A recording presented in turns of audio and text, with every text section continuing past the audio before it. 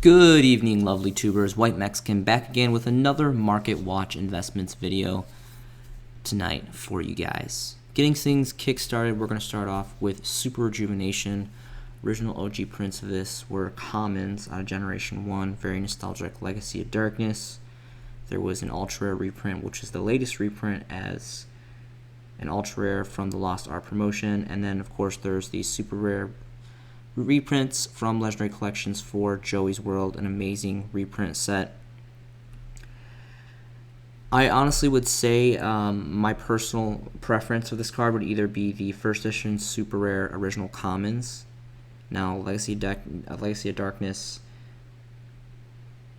if I'm not mistaken, I'm pretty sure these ones still had the magic stamp. It was before they transitioned out from magic cards to spell cards. So you can see right here it has the magic stamp, and that for collectability purposes and kind of just history value is really great. So I'm not discrediting the ultras or the supers by any means, but because of just the kind of the history behind this card, I want to look at the commons really quick. And you know, they're like a dime here for first edition.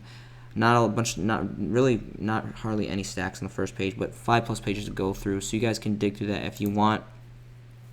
Now, when it comes to the ultra rare Lost Art promotion versus the super rare, because of the price fluctuation, I would say go for the super rare reprint. The only difference is the Lost Art has this blood tone as opposed to like this energy blue coloring, so really not a big deal for me personally. Maybe it is for you guys. I don't personally like ultra rares, but because of the set, because it's a Lost Art promotion set, that is a relatively sought out set. And it was the first time that Konami introduced some uncensored artwork purposely to the TCG, so very special on its own merit alone. So appreciate this set for what it is. And it's just up to you. If you want to pay the couple extra dollars, go for the Lost Art promotion. No shame in that. If you want to save some bones, go for the super rare reprints, which are extremely affordable right now. So really quickly, I'm just going to go ahead and give an opportunity for you guys to pause on the effect of this card. If you guys are not familiar with this card is extremely ancient. Really cool artwork, and for the longest time this card was banned, and I'm pretty sure, if I'm not mistaken, this card is at 3 now. It's completely unlocked on the forbidden ban list, if I'm not mistaken. So a really good card. Dragon decks have always been really predominant throughout the meta, throughout the ages of this game, and I just think this is a highly undervalued card, and I wanted to showcase it tonight. Next is going to be the Emissary of Darkness token, ultra rare promo from the Legendary Collection 3 Yugi's World. I talk about this set all the time. This is my all-time favorite reprint Legendary Collection set. I'm actually going to go into a little bit deeper detail of the set later on, but this card is still extremely cheap. I think this is one of the best looking tokens that we have. Gore's is an old school favorite card of mine, and this is just a really cool token, and there's plenty to go around for quantity, and it's still really cheap. So I personally invested in several copies of these, and I'm really happy with it. So next is going to be the infamous set itself. This is Legendary Collections 3 Yugi's World. This is the infamous Legendary Collections set, reprint set that I talk about. This ran parallel with Legendary Collection 4 Joey's World. Reprinted a lot of the same cards, the same rarities. This is just a complete blowout set. This is well on its way and has been in the collector's market for quite some time now. It's bled straight through the collector's market. It is getting up there well on its own merit alone in age, and there's just some completely blowout cards in here. We have secret versions of Dark Magician Girl, Blackluster Soldier, Harpies, Feather Duster, Dark Magician of Chaos, Sangan, Graceful Charity, Change of Heart, the Exodia pieces, Imperial Order, Pot of Greed, Super Salvage, Secret Rare Head of Exodia, Secret Judgment, Ultra Rare Upstart Goblin, Ultra Rare Commandant, Secret Rare Prohibition. I'm a huge fan for the collectability value on the vanilla monsters, the ultra rares. So I mean, right here we have Skull Servant, and there's some also other secret rare and ultra rare ultras that just came out. Like we're talking about like Legend of Blue Eyes, Era Common vanillas that got the secret and ultra rare treatment rarity upgrade in this set specifically, which I'm about to go over. We got hollow versions of Royal Tribute, Super Chaos Sorcerer, ultra rare Recruiter. I'm a huge fan of Gravekeepers. Gravekeepers is one of my all-time beloved decks. I really, really like Gravekeepers a lot, and they got a lot of rarity bumps in this set. Gazelle, the King of Mystical Beasts. This is going to be another one of those just extremely valuable collector's cards. This has been growing. It's going to continue to grow. One of the more popular vanilla holofoil rarity updates in this set. Secret Regeki, amazing card. Secret Retrenchal Tribute, Secret Compulse, Secret Card Destruction, Secret Book of Moon, Ultra Rare Morphing Jar. There's just like, the list is like endless. This is a 315 card variant set, and there's just, the list is endless. Drag Down the Grave Super, Secret Mirror Force, Secret MST, Super Rare Reckless Greed. Another huge vanilla card right here is going to be Two-Headed King Rex. I am going to click on this really quick to showcase this, because this is personally my favorite vanilla reprinted holographic upgrade rarity in this set specifically. This card is relatively expensive, and it kind of has been so. It's hard to find stacks this card. More specifically, this card's art was just fantastic, and it's just one of the top-notch vanilla reprints in this set, in my personal opinion. The first edition here is going to be about 5 bones, and then it goes straight to 8. There's a 2-stack here. Only a single page left on the market for this card, so an incredible buy. I would definitely take a look into this. I think it's going to be no time at all that these last few couple first editions are just going to be swooped right off of the market. Definitely one of the MVPs of this set. Really quick, I'm just going to continue on through a flash review of this set. I cannot put emphasis on how much I value and appreciate this set. Again, this is just white Mexican logic for you guys, but the proof is in the pudding. There has been few to none sets outside of Legendary Collection for Joey's World that have just done some of the most amazing high rarity reprints like ever. I have so much praise for this set. Exchange Secret, Secret Kaiku, Mystical Shine Ball, Super, some more Gravekeeper stuff, and the list just goes on and on. Ultra Needleworm. There's so many amazing cards, and I can't stop talking about this set. So I just wanted to showcase for that, you guys, just do a flash review. You guys need to dip into Legendary Collections 3 and 4. There's some amazing cards out there. There's still some great deals, and you guys need to get on this early while it's cheap. Next is going to be Royal Magical Library. Not really concerned about any of these prints. I mean, maybe the original Magician's Force first edition commons. I mean, that's the OG print, so it's got some nostalgia factor right there. It's Gen 1 Dual Monsters era Yu-Gi-Oh!, so that's pretty cool. But I want to talk more specifically about the only holo print that we have so far, dawning out of OTS Pack 7 as a super rare. I have several of these myself, invested relatively heavily in this card. This card is an amazing card. I feel like every couple years there is some kind of OTK /deck that comes out that utilizes this as an engine for draw power. And this card has really cool artwork. It's really awesome. We finally got it as a super rare holofoil. And this card is like just barely over a bone before you factor in shipping. And there's plenty, surprisingly enough, there's plenty of on the market, 5+ pages. So this card is great. I don't think it's going to stay at this price forever. This price point has fluctuated quite frequently, as with most of the market in this game. But you guys definitely need to take a look at Royal Magical Library, more specifically for that super rare print. Really quickly, I want to do a flash preview of the Ghost Girls. Again, I'm a huge Advent believer in all of the Ghost Girls, more specifically for their original first edition secret rare prints, lightly played or better condition for collector's value. The artwork is just unparalleled.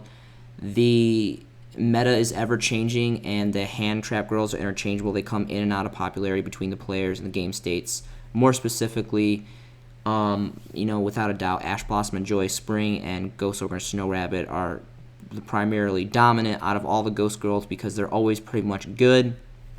Very diverse effects, very versatile, and just great cards in general. But we cannot forget, these all collectively are as a set, and people love the artwork. They're cutesy anime girl cards. They are getting up there in age, and they are high rarity as top dollar secret rares. So I would not underlook these cards.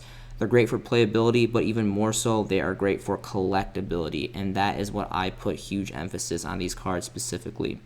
So first is going to be Ghost Bell and Haunted Mansion, the original OG print dawning from Flood. The first editions, we don't even have any first editions on the market for the first page. There's only 4 pages on the market for this card. The first edition is going to be about 22 bones, and then it's roughly around the same for this this card here as well. Again, only 4 pages available, no stacks on the first couple pages. I review these relatively frequently, so this is going to be a flash preview. I'm not going to go into major detail. Next is going to be Ghost Ogre and Snow Rabbit. This card is the best for artwork purposes, in my opinion. Everyone knows Ash Blossom is the most versatile and the most powerful meta hand trap, but Snow Rabbit has the best artwork. I love the ghost in the background, the katana, like the apparel, the white phantom hair, the blood gloss eyes, the devil horns. It's just and the white and red deep secret foiling, just it glistens and it's just extremely aesthetically pleasing. I really like this card. This is my favorite print of this. There is an Ultimate Rare version, an OTS Ultimate Rare version, which is like $100+ right now. I personally only have 1 copy of that. I actually got it when I was in Japan, surprisingly enough. It is an English print. I was really happy about that. I think I got it for around 30 or 50, the equivalent to around between 30 or 50 US dollars back then. That was quite a while ago now. But this is my personal favorite print of this. Again, this is the original print of this card, Dawning Out of Cross Souls. I really love this set. This, if I have my history correct, I'm pretty sure and I'm fairly confident that this was a transition set because this was the last core set that we got Ultimate Rares and Ghost Rares in core booster sets before Konami switched it up and completely took away Ghost Rares and specifically only put the Ultimate Rares in the OTS pack. So extremely rich history behind this set. Really holds a lot of value on its own merit alone, specifically because of those facts. Let's go ahead and take a look into this. Unlimiteds alone which I do not recommend investing at all. This card, for this rarity, if you're going to pay the money, you have to go first edition. There's no way in hell that anyone should be getting an unlimited version of this. If you want a high rarity of this card, you might as well just go get an ultimate rare. Do not even bother with unlimiteds for this card. I promise you will utterly regret it.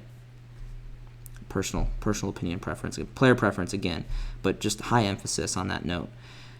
So again, the first edition we get here is at the bottom of the first page. It's a 3-stack, which is really nice, and it's almost about 80 bones. Again, only 2 pages on the market left for this, so these are quickly dwindling. Next is going to be Ghost Sister and Spooky Dogwood. Really cool name on this. Artwork is definitely one of the weaker ones. It's pretty cool. I like how the little nun outfit looking thing, or I think that's what she's supposed to be, and the dead dog and all that stuff. But again, collector's value, artwork, secret rare, first edition. These are the key things you guys got to remember about these cards. And this is actually a really fun card to play in. I'm a huge Atlantean Mermail player. I like to shuffle around with that deck every once in a while, and occasionally I tech these in, and they work out fantastically. No first editions on the first page for this card. There's about 5+ pages here on the market. The first edition is going to be about 9 bones, and that's pretty much what is going to be the average price. It's going to be 9 bones across the market. The last time I invested in this card was the middle of last year. I think it was July of 2019, and I bought 4 of these for roughly around either $4 or $5 a piece. So it's had a significant price increase in about 1 year. It's about doubled in price point, which is significant for that short time period. But also, I do believe that anything under $10 is a good price for this. This is not going to stay. I do not see this card going down. More specifically for this Ghost Girl, I do not see this version, the original Secret Rare First Editions, going under 9. I consider myself extremely lucky to have been able to pick up 4 copies of this so cheap, a year ago, but I do not see this card going down. This card is well on its way into bleeding through into the collector's market. Ghost Reaper and Winter Cherries. This is my second favorite artwork. Ghost Ogre is my first. Second is Winter Cherries. I love my Winter Cherries. Shining Victories was an amazing set. That was a lot of great Blue Eyes support, and that was just one of my all-time favorite sets, honestly. There was a lot of killer cards. Crystal Wing? Crystal Wing, Synchro, not Crystal Wing, Crystal Sync. What was the sync the crazy like $100+ secret synchro card? I think was it Crystal Wing? Not Clear Wing. It was Crystal Wing. I think it was Crystal Wing Synchro Dragon, right, or something like that. Anyway, really great time. I invested into several first edition boxes of this set and pulled several of that card, and it was a great time. Anyway, this card has amazing artwork, and the price has been increasing significantly. You can see here there's no first editions on the first page, only 4 pages on the market. Now there is a secret rare, an alternate secret rare from the Megaton, but that's again, the value behind these is in the collectability aspect. So, more specifically, I do a range control if the price differentiation between the Megaton reprints and the OG prints from the core sets, and usually I fare more on the side if you can get the Megaton prints a lot more significantly cheaper, but not with these cards. With these cards specifically, I use that rule for more of like playable meta cards and interchangeable cards. These are, for me specifically, are collector's cards, and that's why my recommendation is to only go for first edition original Shining Victory print copies of this card. With that being said, there is no first editions on the first 2 pages. First editions we get are going to be about 10 bones. It's a 1 stack, and then it quickly goes into 15. And then just trickles up after that. Only 4 pages again. Now, this card used to be just like fat stacks all across the board. Only 4 pages now. And I want to say the average, like my key rule, and for the longest time up until very recently, that this card has just been getting chewed up on the market and its price value is increasing for it. I would pick these up for 4, 5, 3. Majority, like I would say, average between 3 and 5, so about 4. I'm getting like lightly played or near mint first edition copies, Shining Victories of this, and I actually, in the middle of last year, I got really lucky. I actually copped a original print first edition, European, German, and Italian first editions, which just look gorgeous. I was really happy about that. 4 bones each, first edition OG prints. Italian and German and Spanish, not Spanish, Italian and German. And I really like the Italian one's cool, but I really like my Deutsch cards. German cards look just fantastic. Moving on, Ash Blossom and Joyce Spring. I totally see an ultimate rare version of this card coming. The OCG in Japan has had an ultimate rare. They've had collector's rare and just like collector's rare, and I think just original ultimate rare as well for several years now. I mean, when Konami decides to bring back the infamous legendary ghost rares here in the TCG, I would not be surprised if Ash Blossom donned a slot for a printing in ghost rare. We already know an ultimate rare's printing is coming eventually, hopefully sooner than later. This card is well worthy of an ultimate rare print, and I think players would just go nuts over an ultimate rare, which would be really fun. But a ghost rare would definitely be fitting for just an infamous, like this is one of the most impactful hand traps since like Maxi. I don't think this card's ever going to outshine the best hand trap slot that Maxi holds personally. I don't think there's ever going to be a more powerful hand trap than Maxi. Maxi to this day is just the most infamous hand trap of all time, in my personal opinion. But this card is definitely the second runner-up. This card is so diverse, and the artwork is just unparalleled. And, of course, the rarities, especially for this original print as a first edition secret rare. These are expensive, but these are worth it. I personally only have a playset of these original print first editions, and I'm really happy that I even just have a playset of these, because these have seen some extremely insane fluctuations in the market over the last couple years. No first editions on the first page or the second page. Only 5 pages on the market here. The first edition we're going to get is going to be on the 3rd page. It's a 3 stack, which is nice. Lightly played for about 57 bones a piece. So I'm actually really surprised. This is a lot of money. This is an uncomfortable price point to pay. But honestly, for what this card is, being, in my opinion, the second best hand trap in the game, being an relatively old-ish now secret rare, high rarity of secret rare, first edition print, the artwork is just, right up there with Winter Cherries and Ghost Ogre, just purely amazing. So it's completely up to you guys, but I see this card definitely moving up back to the $100 point. I don't know when, I'm not saying soon, but this is definitely going to get to the point where for the original print first editions, it's going to get back up to that $100 point plus. And this is just an amazing card to invest in. Your value is only going to go up by holding on to these first editions. Next is going to be the newest Ghost Girl card, Ghost Mourner and Moonlight Chill. This has definitely the coolest name. I really like the colorfulness behind the name of this card. Artwork is pretty cool too. There is a Starlight rare. I'm personally not a fan of Starlight Rare. I don't really have anything against them. They're just ridiculously expensive, extremely hard to invest in, and they're just kind of unpredictable to me. It's still a really new rarity in the game state, and I honestly don't think they look that good. They're too the border just comes off really like cheaply made, and it looks like some kind of crappy like aluminum foil trick or something. I don't know. I don't know. I'm just personally not a fan. I mean, that's just player preference again. No judgment on that. I'm just not a fan of Starlight Rare. Give me Ultimate Rare, give me Ghost Rare, give me Standard Secret Rare, and I'm good to go. So with that being said, I am going to review the Standard Secret Rare from Eternity Code. This card is still really new, and it's holding a high price point. I think more specifically because of that.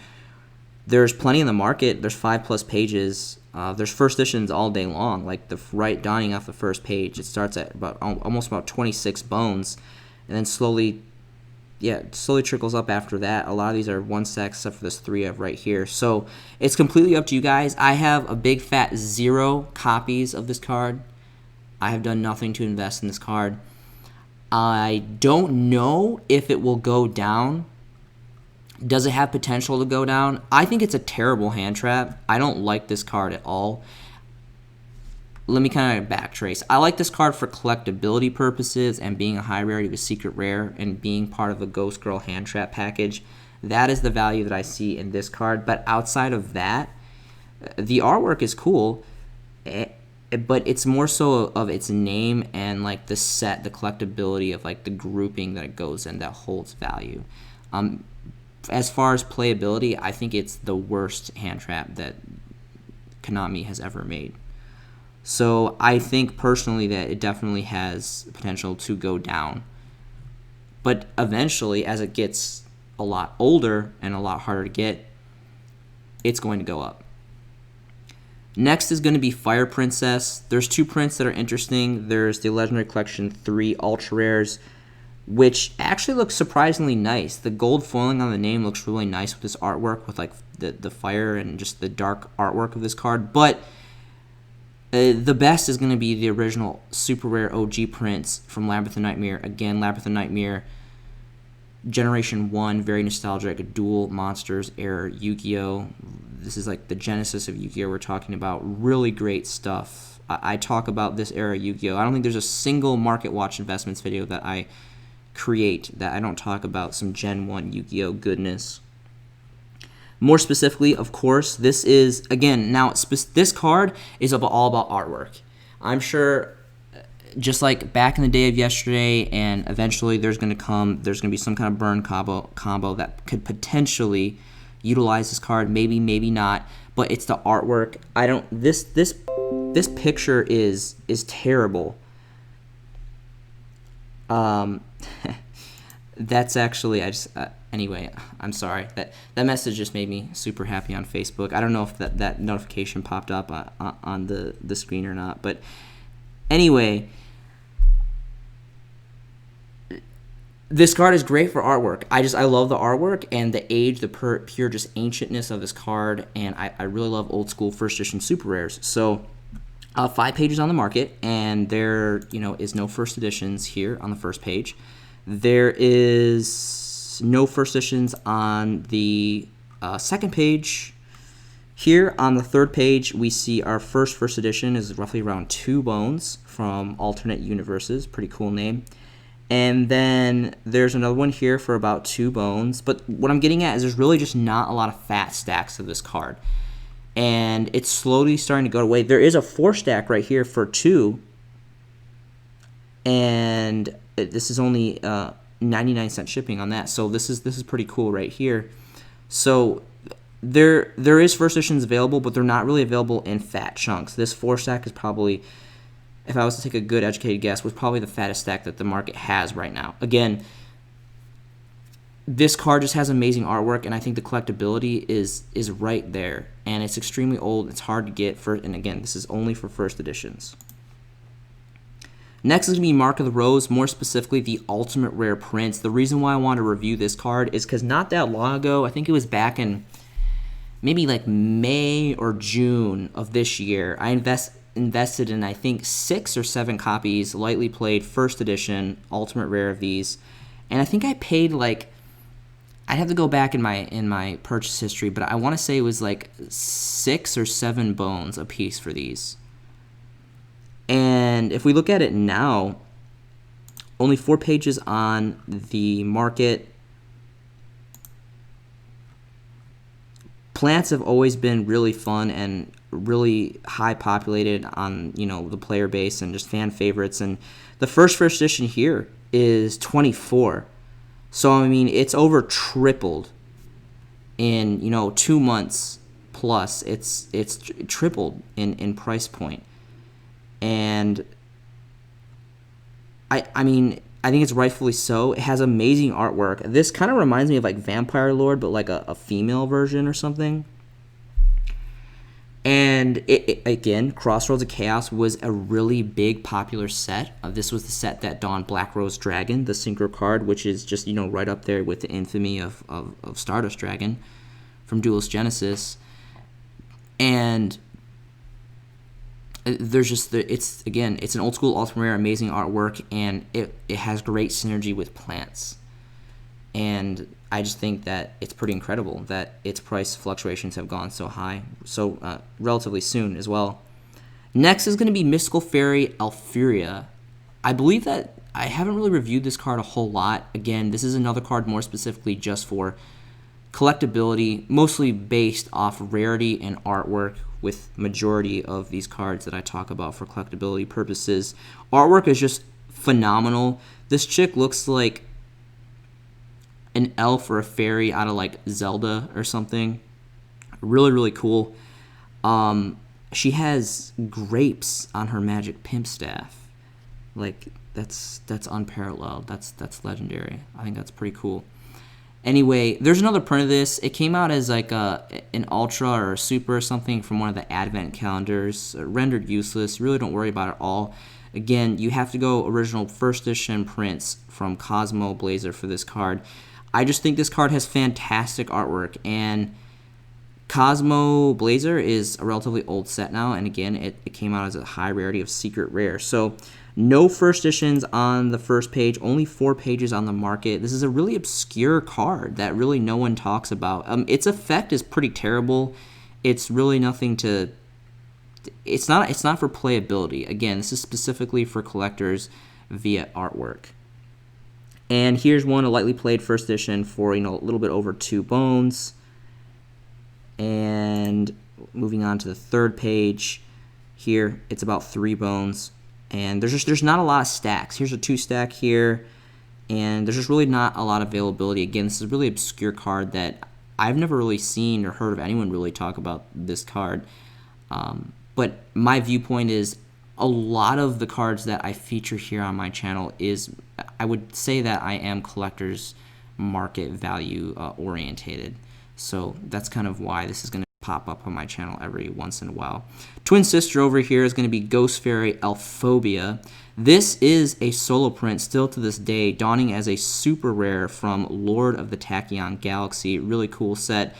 The artwork is just even better in this. This is like a she's kind of like a happy-go-lucky, like, yay, having fruit, walking in the forest, it's a sunny day. And then Alphobia is like, I'm in like a phantom graveyard, and there's souls floating around, and there's like a, I don't even know what kind of bird this is, but it's like a super sinister, like, death symbolizing bird, and she has like this wicked witch's black magic staff, and she's got like this sexy apparel on, and like the ghost tinted white skin. And anyway, really just unparalleled artwork. I've been talking about this card for a long time, probably since the genesis of my channel here, and this card is it's insanely cheap. Again, the effect is really pretty outrageous. It really is just super situational and just really not good for anything. But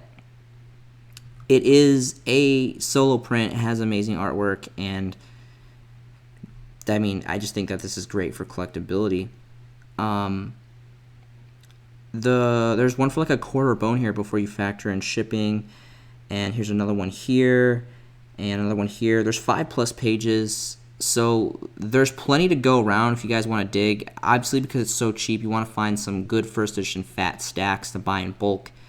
This is just another amazing card, one of those obscure cards that no one really talks about, that I think is just a hidden gold mine, honestly. Next is going to be Ga Ga Ga Girl. This is another card more specifically valued by artwork and collectability. This is basically just what I call a kind of a cheap knockoff of Dark Magician Girl. Really cool. I love the skull decoration thing. I don't really know what this is. Really great deep secret rare foiling. The colors just remind me of like blueberry, raspberry, pink, cotton candy, or something. Just really great colors for a nice, deep, secret rare foiling. And the card really isn't playable. None of the Gaga stuff. I think it's a really terrible deck, personally. But faring some relatively good price points here. The first editions here are going to be about 9 bones. Here's a 3-stack. And, there's 2 other ones that shortly follow after that. Only 2 pages available on the market here for this card. And it bottoms all the way out at about 18 bones plus, 18, 19. So, hasn't moved too much in the market. But as you can see, it's been chewed up incredibly on the market. There's only 2 pages left and only a couple versions of first edition, which is going to be the only versions that are going to hold any kind of value, in my personal opinion, because this is all for artwork collectability. But just another great collector's card. Next is going to be Tour Bus from the Underworld. I love this card to death. Just like OG Tour Guide. Dual Power donned, the police patrol card, which was really great. I love the artwork in that one too. It's just really crappy that unfortunately Dual Power was an all ultra rare set. I bag on ultra rare a lot. It's not really anything personal. It's just, player preference. Everyone likes what they like, and I'm just a big fan of Secret Rare and Ghost and Ultimate Rare for the most part too. So ultra rares just don't really make the cut unless it's from particular sets. I favor certain ultra rare sets and ultra rares, but without going into further detail on that, this is an amazing card, artwork wise specifically. Again, its effect isn't really playable. It's nothing really good in my opinion, but it has tour guide. It goes into the whole tour guide theme pack of cards. The artwork is just completely mind-blowing. I love the artwork. I love like the Lost Soul Tower here, the bus, of course, tour guide looking all crazy. Awesome. And let's go ahead and if we can find some first editions. There is the first edition here is going to be about 6 bones, only 3 pages on the market here. And then it slowly trickles up after that. Again, really not a lot of fat stacks. Here's a 2-stack for about 8 or 7.5. And let's see if we can find some more here. So yeah, there's really just not any big stacks at all. I generally pick these up. Of late, it's been a little bit more difficult, but when I originally started investing this, my goodness, probably back in like I want to say maybe late 2017, early 2018. I was picking these up from between 3 and 5 for first edition, specifically, again, OG prints. And again, this is just another one of those cards like White Mexican Logic. This card is going places. This card reminds me, it's nowhere on the level yet because it's not anywhere close to being as ancient, but I think it's well on its way of following, if I'm so bold to say, Injection Fairy Lily. Injection Fairy Lily from Legacy of Darkness, original Secret Rare First Editions, are just like going for fat stacks right now. And it's because of the artwork. Also has a lot more, good history behind it because of its age as well. But this card, who is to say this card is to not follow eventually Injection Fairy Lily? Because the artwork is just phenomenal. Just the same as Extreme Victory First Edition Tour Guides. Like, they are just infamous cards. Funny story about Tour Guide. I actually have a tattoo. The White Mexican has a tattoo of Tour Guide. That is how much I love the artwork of Tour Guide stuff. Moving on here, Trial of Hell. This is a kind of, how do I say, fell through the cracks, censorship error. The card name was originally Trial of Hell, but that was like too much for English players or for Konami or for whatever, so it was actually changed to Trial of Nightmare. And if I'm not mistaken, I believe it was only the first edition copies that had this like censorship error or original name of Hell instead of Nightmare. And these are just commons, and they're going for a starting price of 10 bones. And then it quickly trickles up after that. Only 2 pages on the market. There is a whopping 28 fat stack from Toy Temple. Very, very impressive. Near mint as well. Going for 13 bones, was it? So 13 is my favorite number, so it's kind of interesting. This reminds me of After the Genocide, which was changed to After the Struggle, which was actually a rare dawning out of Legacy of Darkness. I've reviewed that before. You guys need to check it out. That was another censorship error or like censorship error / name change. Really cool history behind that, and definitely on the same track for collectability, just like Trial of Hell. Next is going to be Mist Valley Baby Rock. There's 2 prints of this, Hidden Arsenal 2 as super rares. I want to talk more specifically about the Dual Terminal 2 commons. These just look fantastic. I just think this is an amazing generic tuner. There's so many decks where you pitch from the hand, and this is just an instant special summon level 2 tuner on the board. Pretty cool artwork. And really, it's dual terminal. And this has seen exponential growth. It wasn't too long ago, I bought several copies of these. I think I want to say I paid about a little over to about 2 bones a piece. I don't remember how many. I think I bought like 3 playsets or something. But it's all the way up to about 7 bones now. There's a pretty good amount of availability, some pretty good stacks here. Only 1 page available, though. Again, this just goes to prove that dual terminal it has great collectability. It really does. Konami is done with dual terminal. I will fight for this until like the day I die. I'm a huge dual terminal advocate.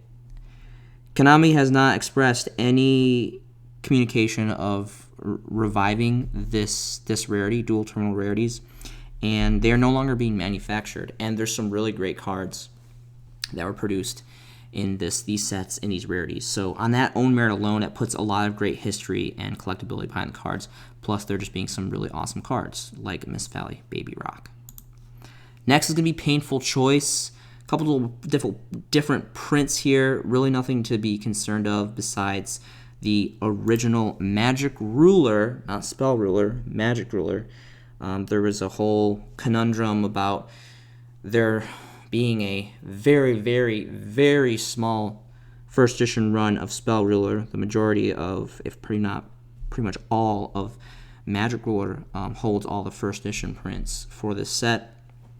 And these have the original Magic card stamp, which again, Magic Ruler was the set where there was the whole lawsuit between Magic the Gathering and Konami, if I'm not mistaken, and they changed the name, unfortunately, because Magic sounds so much more cooler than Spell, in my opinion. But anyway, it is what it is, And this card has been banned. This card is an extremely, just ridiculously blowout card. It's been banned for the longest time. It got hit on the ban list, and it has never seen the light of day since. I am an avid fan that everything comes off the ban list eventually. It's just a matter of fact of if it gets errated or not. Amazing artwork. I really love the old school Yu-Gi-Oh artwork in this. And let's go ahead and see if we can dig up some first editions. Only 4 pages available on the market for this. The first edition here is going to be about 4 or 5 bones if you factor in shipping, so not too bad. And let's go ahead and see if we can find some fatter stacks in the later pages. There doesn't really look like... Well, here's a 4 stack, but these are all the way up to 15. So again, this is just another amazing Generation 1, very nostalgic, great, powerful ban card that this, as well as Confiscation and the Forceful Century, are also still to this day locked up on the ban list, forbidden list, and are just completely blowout old school ban cards that I'm a big fan of collecting old school ban cards.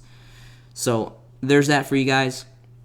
Next is going to be Slifer the Sky Dragon, more specifically the standard secret rare print versions from the Dark Side of Dimensions movie pack. This card has phenomenal artwork. I think it's safe to say Slifer is probably one of the more favorable God cards because of Yami Yugi, and this version is no stranger to just amazing artwork and just a great rarity. Again, secret rare. I'm a big fan of secret rare. It's roughly around 2 bones. There is 5 pages on the market, so plenty to go around. Doesn't really look like there's a whole bunch of fat stacks at all here on the first page at least.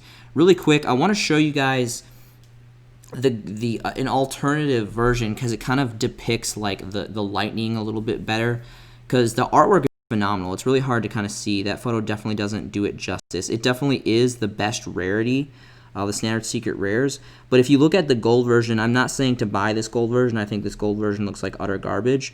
But you can see the lightning is more predominant, and it looks like there's some kind of clouds or something here, which is actually part of the artwork. You can see in the secret rare, it's just more vivid and bright, so it's harder to see, which just looks fantastic. The detail is just unparalleled in this version, and I think this is just a highly underrated version of Slifer that is in a great rarity with great artwork for a great card. Next is going to be Abyss Dweller. So we got OTS 13. Again, 13 is my favorite number, so this is really cool. I'm really happy this set finally came out. We got Abyss Dweller as an ultimate rare, which I'm actually kind of disappointed. I went to go see this card. Obviously, there's no photo available yet for the standard stock, but there is a listing here that does have a real-time photo here. Now I was looking at this, and I'm I don't know if maybe this picture just doesn't do it justice or not, but I'm really not impressed.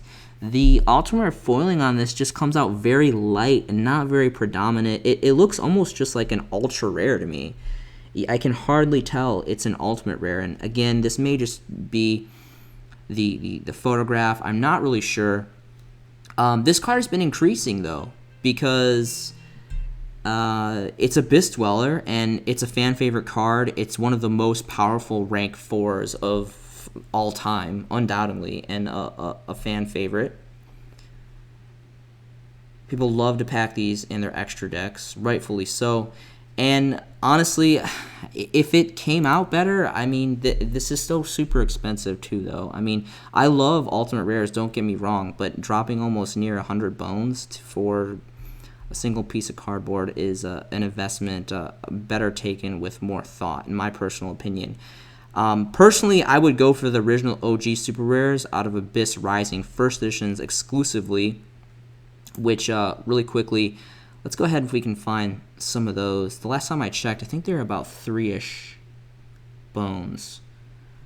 So here's one for about roughly 2 bones. If you factor in shipping, it's a 1 stack. Same here and here. So, I mean, it's about 2 bones, but there's not really a lot of fat stacks. There's 5+ pages, so I'm sure as the prices fluctuate and increase, you'll probably find some fatter stacks towards the last pages. And honestly, the original Super Rares will be the only ones. I mean, Secret Forces, Dawn to Super Rare, And there's a disgusting ultra rare here from Dual Devastator, which is just nasty and needs to go get burned in like a little kid's campfire. So other than that, it's just completely up to you guys, but an amazing card.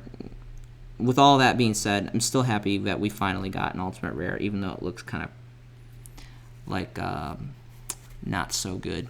Anyway, the last card that I'm going to be showcasing here is going to be Majesty's Fiend. This card is really good, and I think it's extremely undervalued. We have the OG Secret Rares 2015 Megaton Promo Super Rares and Dual Devastator Dawned and Ultra Rare, which actually doesn't look terrible.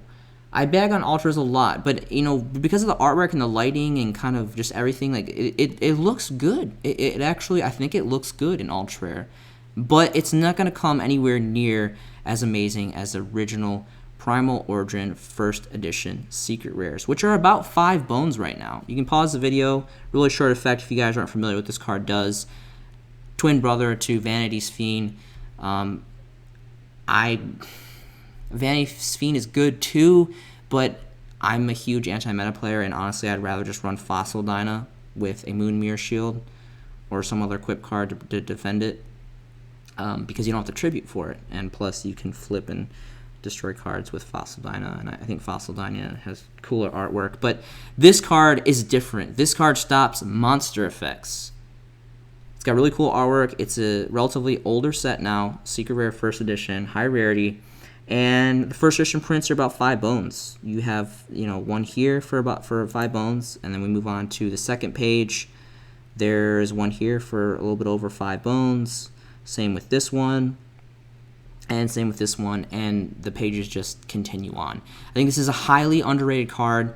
It's really good, and I needed to showcase it for you guys tonight because this needs to be known that this is a good card, and I think 5 bones for this original First Edition Secret is phenomenal.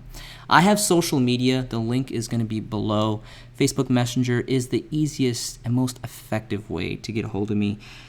I would love to hear from each and every one of you guys. Yu-Gi-Oh! Has been a part of my life for almost 2 decades now. It's really important to me. It's one of my greatest hobbies of all time. I've had a lot of great benefits dawn from this game, and I think it's extremely healthy to have things that you're just really interested in and that you love and that you can have great passion for.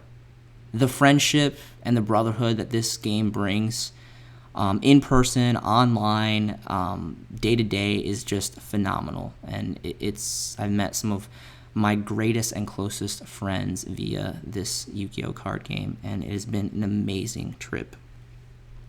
I hope you guys are having a fantastic day. Please stay safe out there. I hope you're making some amazing Yu-Gi-Oh! Investments yourself. This has been a showcasing by The White Mexican, and I will see you in the next video.